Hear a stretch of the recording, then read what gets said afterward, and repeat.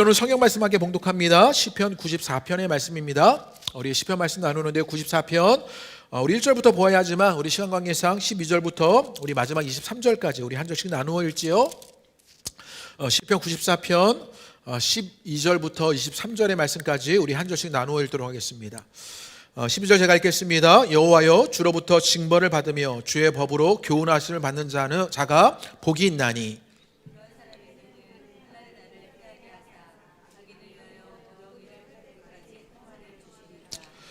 여호와께서는 자기 백성을 버리지 아니하시며 자기의 소유를 외면하지 아니하시리로다. 누가 나를 위하여 일어나서 행악자들을 치며 누가 나를 위하여 일어나서 악행하는 자들을 칠까?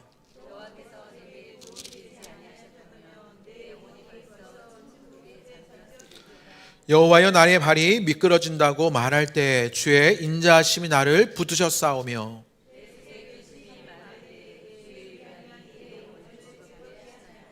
율례를 빙자하고 재난을 꾸미는 악한 재판장이 어찌 주와 어울리리이까?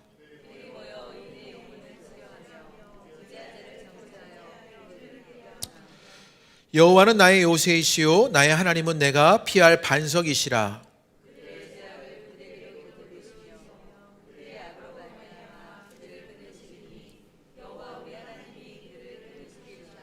아멘. 네. 오늘 다락방 기도회로 기도하시는 분들 가운데 우리 기도가 열리고 또 응답이 있는 그런 은혜의 밤이 되시기를 주님의 이름으로 축복합니다.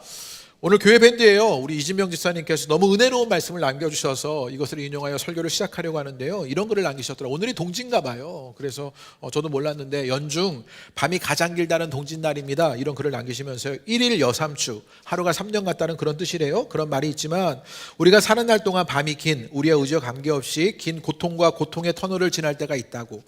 욥도 그랬고 40년간 광야의 삶을 살았던 모세가 그랬습니다. 이렇게 글을 남기셨습니다. 끝날 것 같지 않았던 마치 죽을 것 같은 그런 긴 터널 속에서 한 줄기 빛이 보이기 시작합니다. 빛 되시고 산소망 되시는 이 땅에 오신 예수님을 바라보기 원합니다. 이런 글을 남기셨더라고요. 이지면서 웬일이시지? 막 제가 이러면서 막 놀라서 이 글에 막 좋아요 제가 막 열심히 눌렀는데요. 정말 그런 것 같지 않습니까? 오늘 이 밤이 가장 길다는 동짓날인데요. 우리의 인생의 밤도 어쩌면 세상에 그 밤도 너무 긴 것 같은 일들이 벌어지는 것, 그런 일들이 일어나는 것 같아 속상하게 느껴지게 됩니다. 요즘에 서울의 봄이라는 영화가 뜨거운데요. 혹시 보셨어요? 대부분 안 보신 것 같아요. 1000만이 봤다는데 이 중에 그 1000만은 별로 안 계신 것 같아요. 이 서울의 봄이라는 영화가 뜨거운데 영화의 내용은 우리가 잘 아는 내용입니다. 1979년에 그 12월 12일에 신군부의 군사반란을 주제로 영화가 이야기하고 있는 것입니다. 그 서울의 봄이라고 제목을 붙인 것은 이제 그 전에 11.6 사태가 일어나게 되었지요. 그래서 군사정권이 막을 내리고 드디어 민주화가 일어나게 될 거다. 그래서요 2차 세계대전 이후에 이제는 소련에게 개입되어서 어려움을 겪었던 체코가 이제는 민주화가 일어날 것이다 라고 해서 프라하의 봄이라고 말했던 일이 있었는데 그 프라하의 봄을 인용하여서 서울에도 봄이 오겠다, 그것을 기대하는 마음으로 서울의 봄이라고 말했던 일이 있었는데, 그런데 영화에서 보여주는 것, 또 우리가 역사로 경험했던 것은 무엇이냐? 그 서울의 봄이 오지 않았다라는 거지요.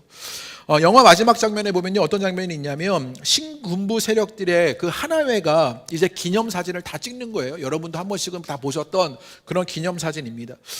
나오는 인물 모두가 높은 권력의 자리에 이후에 앉게 되지요. 그래서 부와 명예를 얻습니다. 대통령이 되기도 하고요, 장관이 되기도 하고, 안기부 장관, 참모총장, 국회의원, 공기업 사장 등 불을 행했던 그 악한 세력들이 여전히 잘 먹고 잘 사는 이야기로 그렇게 역사에 일어나게 되지요. 영화를 보고 난 이후에 궁금증이 막 생기는 거예요. 그 신군부의 군사반란에 그 마지막까지 싸웠던 저항했던 인물들은 그들의 삶은 어떻게 되었나 궁금해서요 열심히 막 검색해 보았습니다. 나중에 검색해 보았더니 대표적으로 3명의 인물이 등장해요. 거기에 그런데 그 3명의 인물 가운데 육군 특수전 사령관이었던 정병주 소장이라고 등장하시는데 이분은요 1989년에 변사체로 발견돼요. 그리고 헌병감이었던 김증기 준장은 연행되어서 조사를 받게 되었고요. 나중에 예편에서 수원에서 농사짓고 섬에 들어가서 양식업하고 살았다. 이후에 문민정부에서 공직을 하긴 했지만 그렇게 평범한 삶을 살게 되고요.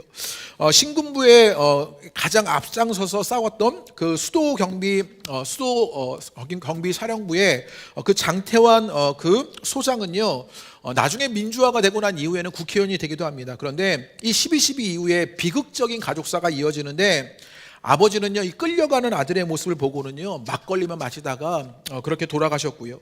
아들은 이후에 서울대에 입학해요. 그런데 1982년도에 의문의 주검으로 발견돼요. 그리고 부인도 이 장태환 소장이 죽고 난 이후에 우울증을 앓다가 극단적인 선택으로 생을 마감하는 일이 있는 그런 일을 보게 되지요. 이 영화에서만 봐도요, 악은 득세하고 밤이 긴 것 같은 일들에 그 세상의 일들이 가득한 것이지요. 우리가 살아가는 시대가 좀 그런 것도 같고요. 그래서 출산율이 최저라고 0.7도 이하로도 떨어져서 0.6이 될 거다, 뭐 이런 전망들을 내놓고요. 그렇게 불안과 근심하는 삶을 살아가면서 우리 모두가 신경쇠약에 걸릴 것 같은 일들을 만납니다. 서로를 향해서 날카로운 눈빛을 보내면서 평범한 삶을 살 수 없을 것 같은 그런 악한 현실, 밤이 긴 세상을 만나는 것이 우리들입니다. 이런 밤이 긴 세상에서 우리는 어떻게 살아야 할까요? 오늘 시편 94편의 말씀은요, 그런 세상을 살아가는 우리들에게 신앙의 모습이 무엇인지를 알려주는 그런 말씀입니다. 그렇다면 먼저 시인이 묘사하는 악한 현실의 모습이 무엇이냐, 그 악인들의 모습이 무엇이냐를 보여주는데, 우리 4절부터 7절까지 한번 읽어보지요. 우리 성경 봉독에는 읽지 않았지만 우리 4절부터 7절까지 시인이 이 악인들이 득세하는 이 현실의 모습을 그렇게 묘사하는데요. 우리 4절부터 읽겠습니다. 시작. 그들이 마구 짓거리며 오만하게 떠들며 죄악을 행하는 자들이 다 자만하나이다.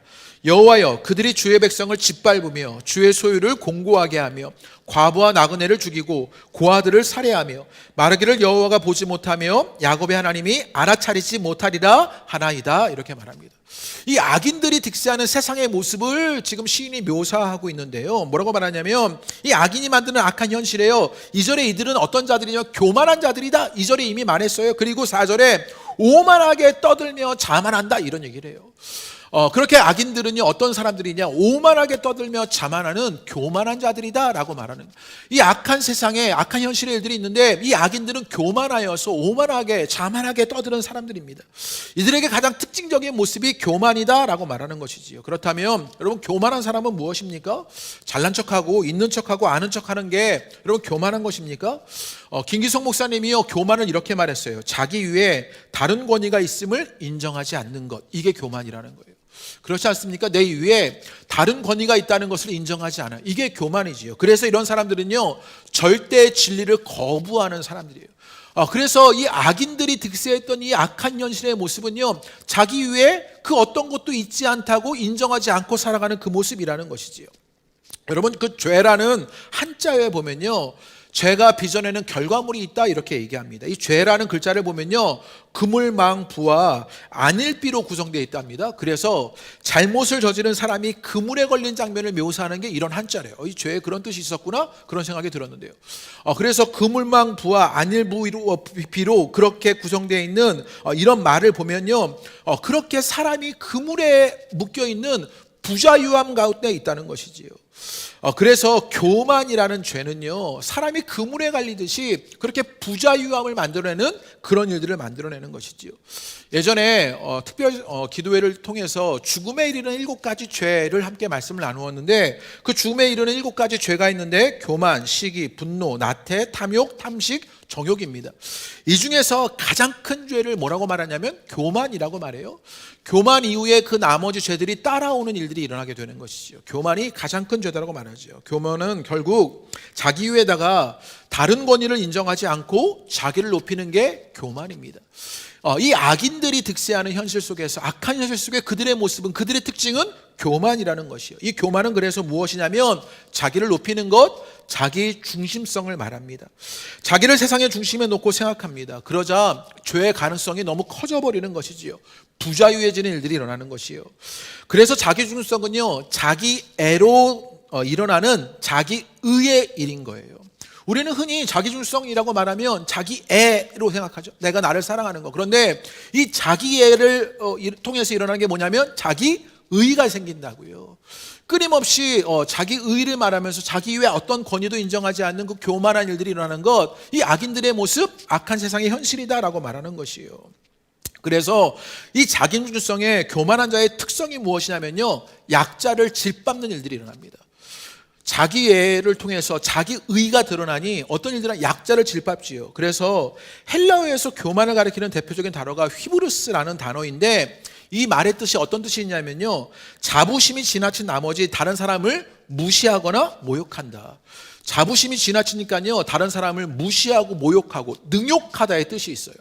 교만은 그래서 약자를 짓밟는 일을 하더라고요. 그래서 교만한 자는 5절과 6절의 말씀에 보면 뭐라고 오늘 말했냐면요, 주의 백성을 짓밟고 과부와 나그네를 죽인다, 이런 이야기를 합니다. 7절에는요, 그래서 그렇게 말해요. 그들은 여호와를 보지 못하고 깨닫지도 못한다고 생각하는데, 그들의 지혜는 사실 그래서 거짓된 지혜뿐이라는 거예요. 그들이 뭔가 아는 것처럼 말하지만, 그런데 여호와도 보지 못하고 깨닫지도 못한다라고 말하는 그 거짓된 지혜를 갖고 있다는 것이지요. 스스로 지혜 있다고 착각하면서 눈이 가리워진 사람들, 이 악인들이다라고 말하는 것이죠. 그래서 20절의 시인은요, 이렇게도 말해요. 우리 20절 말씀 다 같이 한번 읽어보겠습니다. 시작. 율례를 빙자하고 재난을 꾸미는 악한 재판장이 어찌 주와 어울리까? 라고 말합니다. 그런 자들을 뭐라고 말했냐면, 그런 악인들을, 그런 악한 현실을 율례를 빙자하고 재난을 꾸미는 악한 재판장이다, 이렇게 말했습니다. 악한 재판장을요, 다르게 번역하면 욕망의 보좌로도 번역이 가능하대요. 그러니까 이들이 지금 욕망의 보좌에 앉아 있는 것이지요.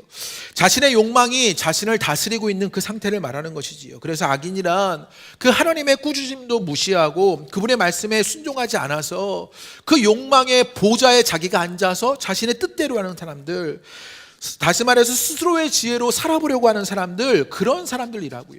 12절 말씀에 보면요, 12절에 우리 PPT로 준비되어 있지 않은데, 여호와여 주로부터 징벌을 받으며 주의 법으로 교훈심을 받는 자가 복이 있다, 이렇게 말했어요. 주님께 꾸짖음을 듣고 주님께 그 징벌을 받아서 교훈을 받는 사람은요, 복이 있는, 행복이 있다고 말해요. 그것과 완전히 반대되는 일들을 이 악인들, 악한 현실의 일들에서 하고 있다는 거예요.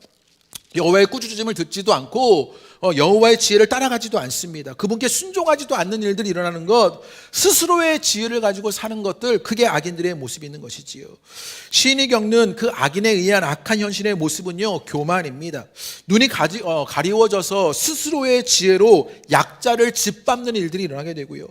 하나님 없는 세상을 상상하기 힘들듯이요, 그래서 이 악인이 없는 세상도 상상하기 힘들어서 이 악인이 이 세상 가운데도 여전히 존재하고 있는 것을 보게 되는 것이에요. 시기는 이 악한 현실을요, 현실로 받아들이고 있습니다. 그러면서 악인의 현실을 현실로 받아들이는 시인이 그러면 어떻게 하느냐, 오늘 그것을 좀 나누려고 하는데, 우리 1절과 2절 한번 읽어보죠. 1절과 2절 읽으면요, 이런 기도 해도 되나? 이런 생각이 드는 말씀이 1절과 2절에 등장합니다. 우리 한번 읽어보지요. 시작.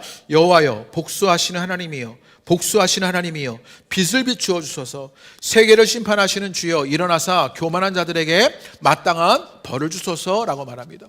하나님을 뭐라고 부르냐면요, 복수하시는 하나님. 그래서 두 번이나요. 1절에 복수하시는 하나님이여, 복수하시는 하나님이여, 빛을 비추어 달라고, 그들을 벌하여 달라고 탄원하고 있는 것이지요.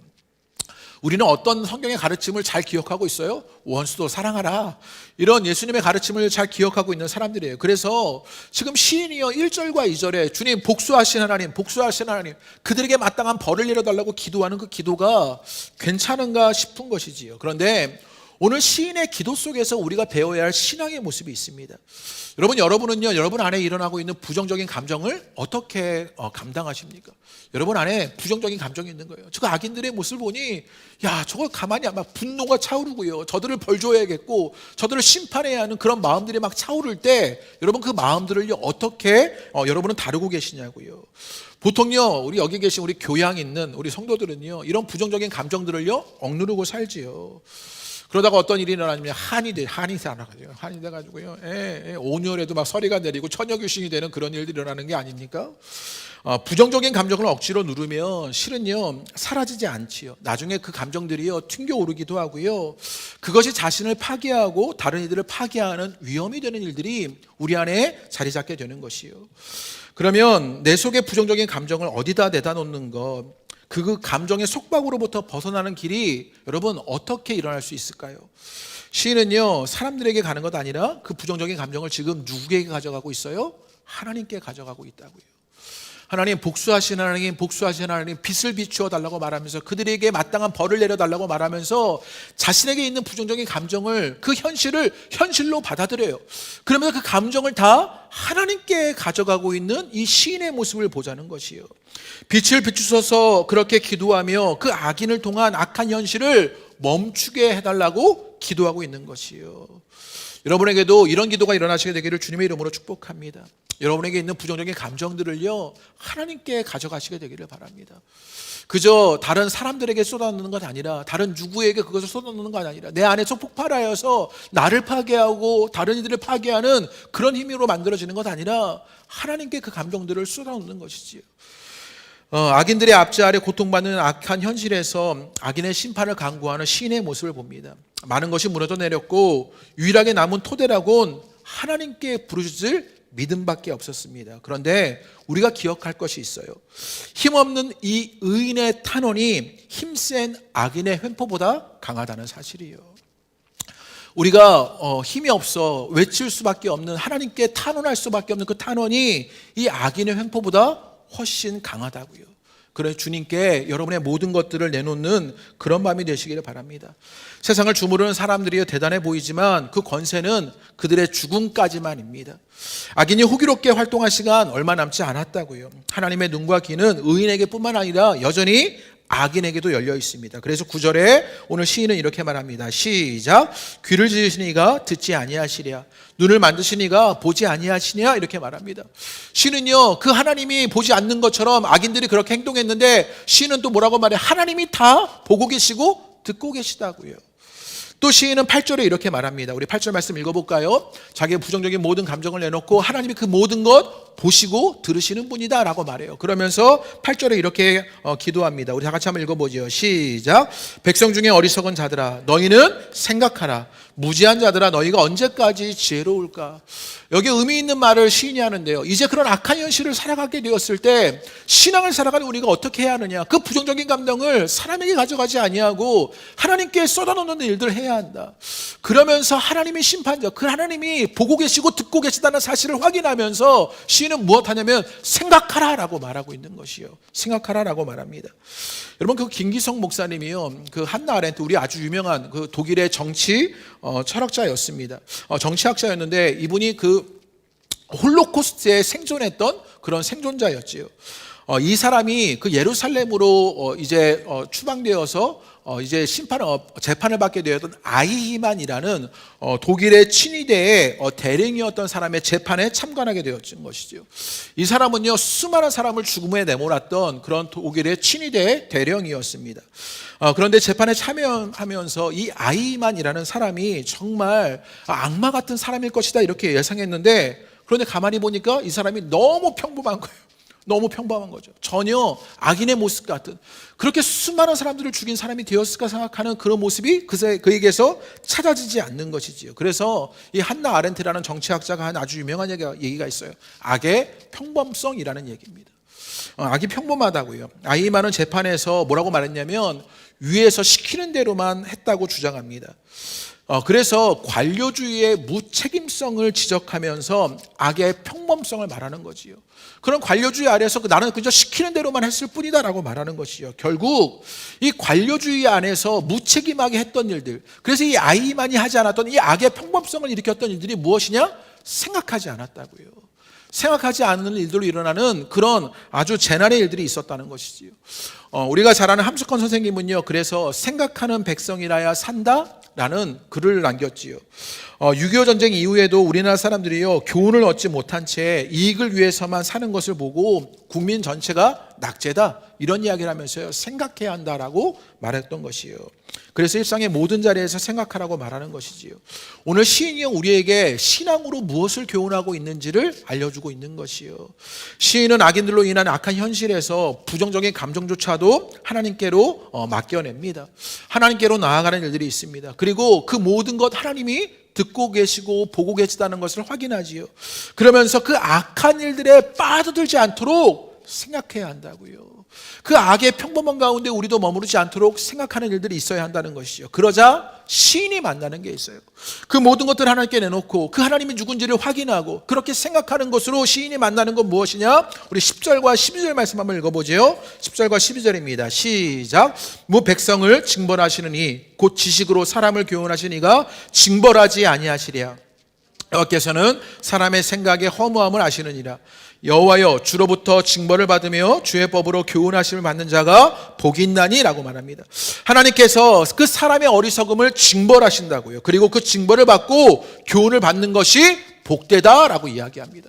여러분, 시편에서 복되다라고 말하는 많은 구절 있잖아요. 복 있는 자는 이런 구절들이 있는데 이거는 다 행복을 말하는 거예요. 어떤 삶이 행복한 삶이냐? 그래서 시인이 발견하는 그 행복한 삶, 그것이 있는데 그것이 무엇이냐면 그 징벌을 받고 교훈을 받는 것이 오히려 우리에게 복되다라고 이야기하게 되는 것이요. 그 하나님의 징벌 속에서, 교훈 속에서 행복한 일들을 만나게 되는 것이지요.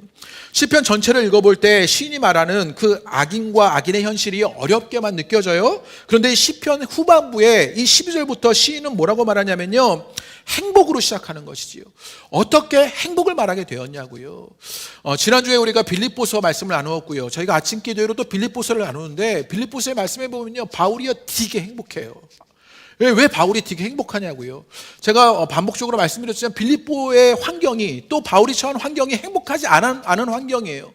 그런데 행복할 수밖에 없는 것, 그가 받았던 구원의 감격 때문이었습니다. 그 구원의 능력 때문이었어요. 하나님이 하실 일들을 알아서, 그래서 그것으로 행복할 수밖에 없었다고요. 오늘 시인이 말한 것도요, 같은 맥락의 이야기를 하고 있는 거예요. 그런 악한 현실이 있어요. 악한 일들이 일어나요. 그런데 우리가 교훈을 받는 것, 징벌을 받는 것, 그것 복이 있다. 왜 우리가 행복할 수밖에 없느냐? 하나님이 계시기 때문이라고요. 그 은혜의 일들을 믿고 따라가는 여러분 되시기를 주님의 이름으로 축복합니다. 하나님께서 교만한 악인들을 심판하시고 의로운 통치를 실현하실 것이기 때문이에요. 그래서 의인에게는 요새의 피할 바위가 되어주겠지만 법을 빙자해서 의인과 무죄한 자를 희생시키는 그 권력자들은요, 합당한 벌을 받게 될 것이고 결국 멸하여질 것이라고요. 악인들은 입으로 오만했고 손으로 교만했습니다. 그런데 하나님은 그것 징벌하실 거라고 하십니다. 그 일들 복되다라고 말합니다. 우리 또 9절 말씀 읽어보지요. 다 같이 읽지요. 시작. 귀를 지으시니가 듣지 아니하시랴. 눈을 만드시니가 보지 아니하시랴. 하나님이 듣고 계시고 보고 계신다고요. 그러니 하나님에게는요, 사각지대가 없습니다. 이 땅에 일어나는 수많은 악인들과 그 악한 현실에 우리가 절망하고 있는데, 그런데 오늘 시는 우리에게 무엇을 알려? 하나님에게 사각지대 없다고요. 하나님 이미 다 보고 계시고 듣고 계시더라고요. 우리가 서 있는 이 자리에서도 듣고 계시고 보고 계시는 하나님이십니다. 그러니 무지한 세상의 오만함에 그 짓거림에 주눅 들지 말아라고 우리에게 알려주시는 것이요. 하나님 이미 다 그것 알고 계시다고요. 교만한 악행에 좌절할 필요 없다고요. 하나님은 다 아시고 낱낱이 심판해 주실 것이니 어깨를 활짝 펴라 라고 우리에게 말씀하시는 것입니다. 때로 악인과 악한 현실로 우리도 탄식하지요. 16절 말씀 한번 읽어볼까요? 탄식합니다.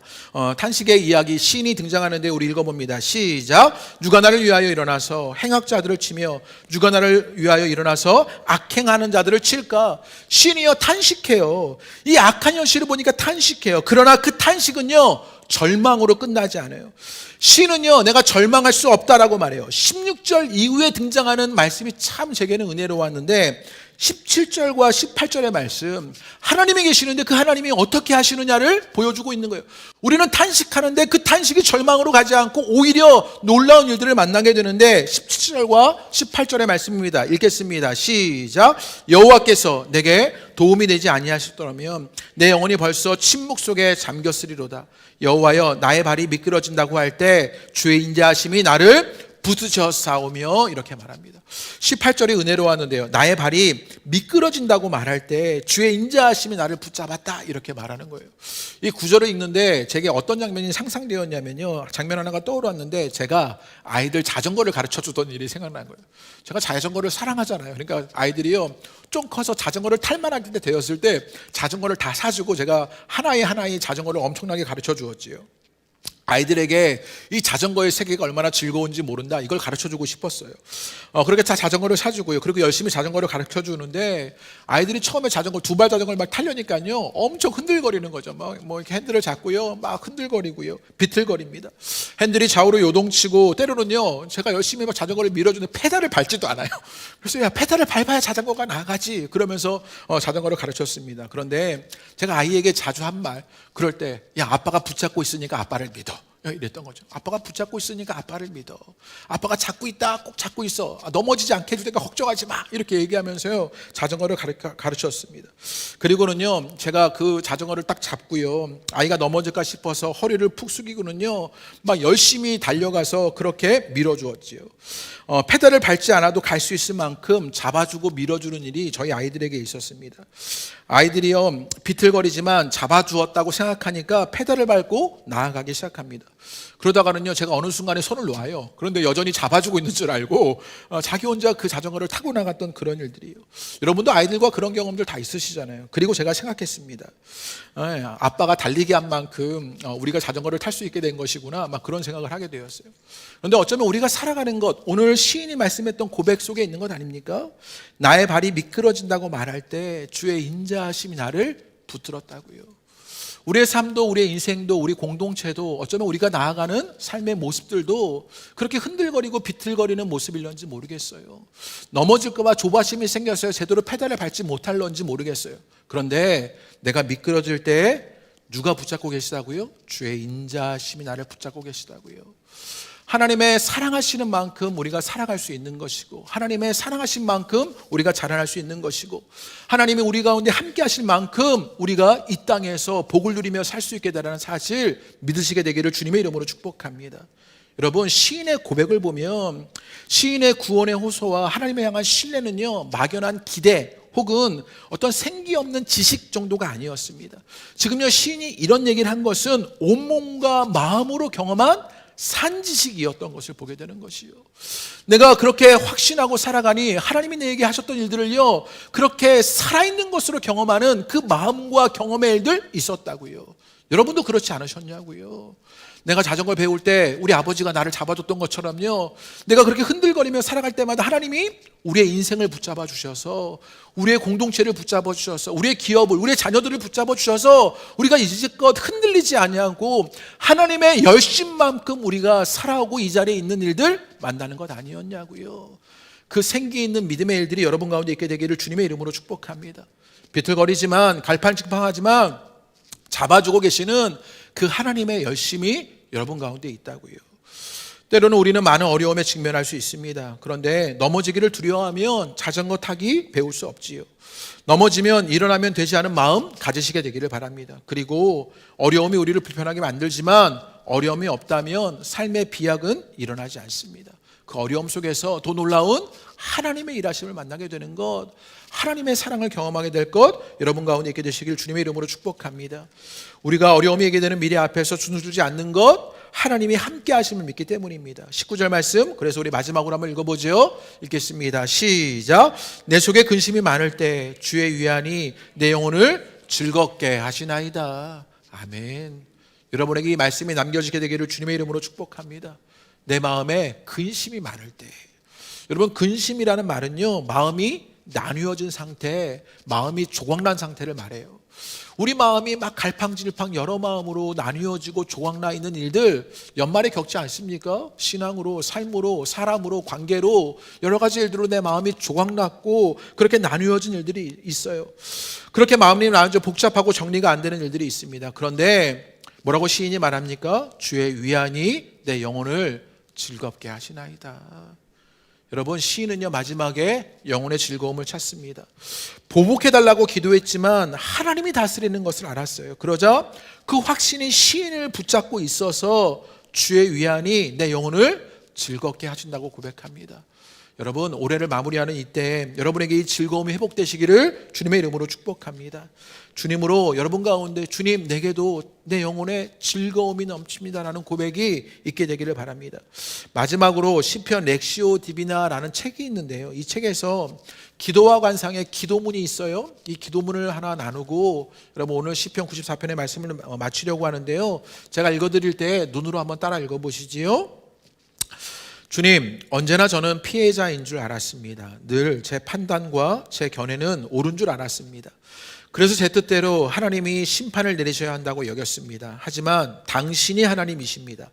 저는 당신의 피조물, 당신의 다스를 받는 나약하고 불완전한 존재일 뿐입니다. 오 주님, 당신께 모든 심판을 내맡기고 겸손히 당신 안에서 가르침을 받는 행복을 깨닫게 해주십시오. 여러분에게도 이 기도가 있게 되시기를 주님의 이름으로 축복합니다. 당신께 모든 심판을 내맡기고 겸손히 당신 안에서 가르침을 받는 행복을 깨닫게 해달라고 이 책에서 그렇게 기도하게 됩니다. 여러분의 기도가, 오늘의 기도가 이 행복을 만나는 그런 기도 되시기를 주님의 이름으로 축복합니다. 우리 함께 찬양하시면서 우리 함께 기도하시지요. 우리 나의 피